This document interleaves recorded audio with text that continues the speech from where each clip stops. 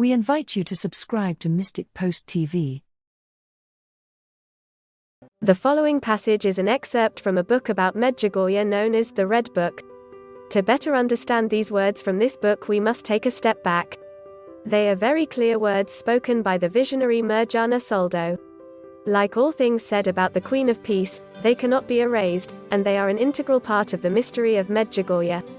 Afterwards, I spoke with the visionary, Mirjana, who repeats again, this period is the period of graces. When many graces are given, it is the period of conversion.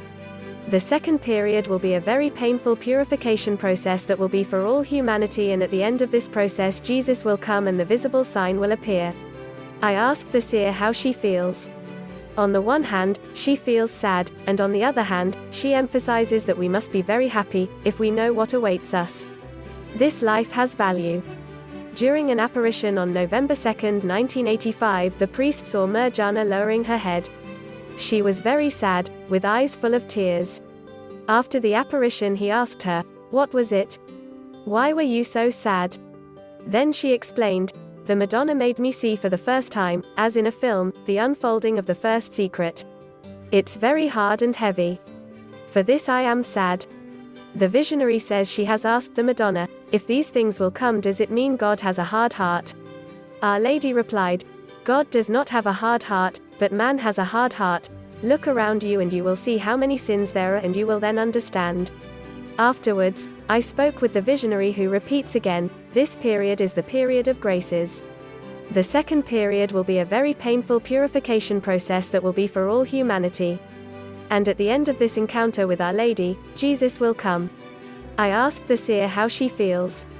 On the one hand, she feels sad, and on the other hand, she emphasizes that we must be very happy, if we know what awaits us. This life has value, but in the face of eternal life.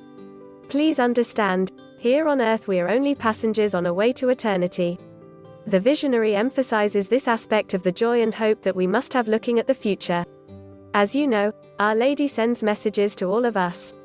Our Lady says precisely that every day we should be in holiness, obedience, God's goodness, to make us more beautiful and more ready for the coming of the Lord. This moment of crisis in all humanity is a very favorable moment for us Christians to discover God. It is indeed a grace to discover God. I truly tell you, blessed are you if you have suffering. But bless not you with suffering, but blessed are you if you discover God and eternal life in your sufferings.